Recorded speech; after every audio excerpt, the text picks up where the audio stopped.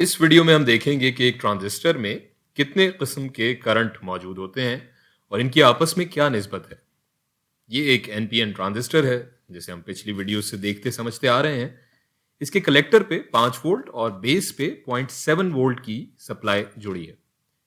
इसमें मौजूद करंट्स पर हम बात करेंगे। बेस से हम शुरू करते हैं।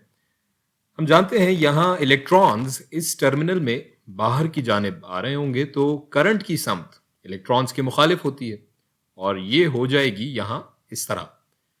और इसे हम कहेंगे बेस करंट और आई बी से जाहिर करेंगे। इस कलेक्टर टर्मिनल पे भी इलेक्ट्रॉन्स बाहर की जानिब जा रहे होंगे, तो करंट की समत इनके मुखालिफ अंदर की जानिब होगी इस तरह से। और इसे हम कहेंगे कलेक्टर करंट और आई सी से जाहिर करेंगे। अब फर्ज करें कि इस बेस से 5 इलेक्ट्रॉन्स बाहर आ रहे हैं और इस कलेक्टर टर्मिनल से 95 इलेक्ट्रॉन्स बाहर आ रहे हैं। तो यहां हम जानते हैं कि ये दोनों टर्मिनल सर्किट में ग्राउंड से कनेक्टेड हैं और ये हमारा एमिटर भी ग्राउंडेड है। तो ये पूरा सर्किट इस तरह से मुकम्मल हो रहा है। यहाँ इस बेस से निकलने वाले ये 5 इलेक्ट्रॉन्स और कलेक्टर से निकलने वाले ये 95 इलेक्ट्रॉन्स, ये दोनों इस एमिटर में जा रहे हैं, जिसके नतीजे में यहाँ नीचे की सम्प में एक करंट होगा इस तरह, जिसे हम कहेंगे एमिटर करंट और इसे आई ई से जाहिर करेंगे। अब पहली निस्बत तो एक तरह से हमारे सामने ही है, जो हम देख रहे हैं अभी, कि ये एमिटर करंट दरअसल बेस और कलेक्टर करंट का हासिल जमा है।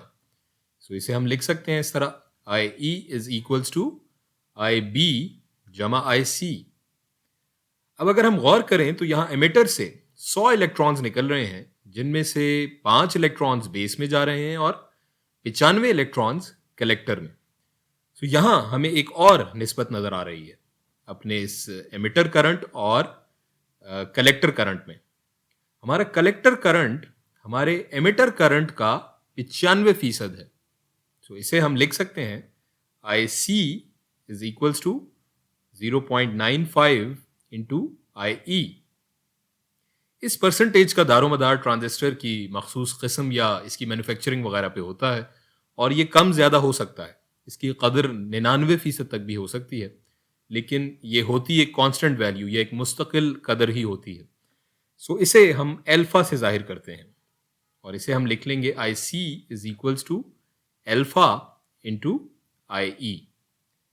इसी तरह अगर हम आई सी और आई बी के दरमियान निस्बत देखें तो इस 95 को अगर हम 5 से तकसीम करें तो ये हम मालूम कर सकते हैं।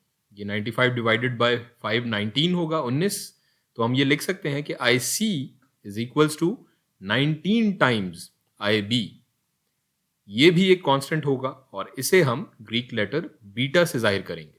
सो इसे हम लिख सकते हैं I C is equals to beta into I B. और हम पढ़ चुके हैं कि एक एम्पलीफायर में यही हमारा करंट गेन है।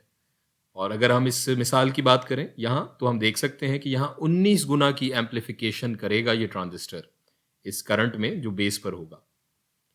और अगर हम इस अल्फा और बीटा के दरमियान निस्बत की बात करें तो वो कुछ ऐसी होगी, beta is equals to alpha divided by 1 minus alpha.